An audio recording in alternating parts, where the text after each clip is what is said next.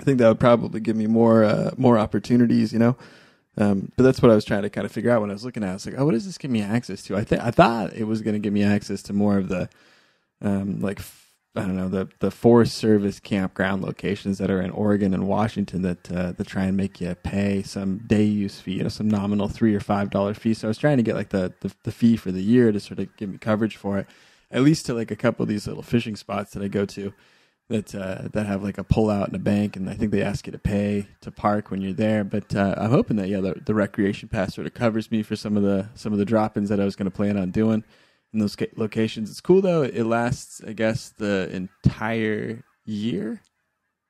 Does that make sense? Yeah. So instead of like my fishing license, I think if I bought one today, it would expire December 31st, and then I'd have to get a new one January 1st. But with this one, yeah, I bought this recreation pass in December, I guess, because it'll expire still December 31st, 2021. So at the end of next year, it'll wrap up. But I guess it'll give me, access to get onto a couple of the Forest Service properties that do charge day use fees. I think, though, a lot of the day use fees that I do often run into are managed by the state agencies. So I think that's like a state parks kind of thing that I think you can also get a parking pass for, get a permit for some of those beach access spots along the coast that I think they're out there. But I don't think that this one covers any of that stuff. So I don't know. I might have just given the Forest Service Department $30 for just about no reason. So we'll see if it comes into being anything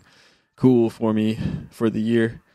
But I was looking at this article that kind of popped up, and it sort of had been relative to some stuff that I had done, so I was going to mention it, but it was sort of talking about how everything now after the COVID-19 pandemic stuff is sort of throwing everything upside down. There's a lot of work from home stuff, and then there's also like a lot of, I don't know, displacement and stuff out of the cities and stuff. So something I was hearing about, and something that I've kind of done before is I guess there's a sort of a resurgence in, or at least there's been an uptick, I think, I don't know, for the last 15 years of people trying to do nomad work, or, trying to do work from home, but now it's work from your car, work from anywhere that you are sort of stuff. And that's what's kind of cool about having an internet anywhere connection that you'd have with your cell phone, or, with some of the data connectivity that you get to have now.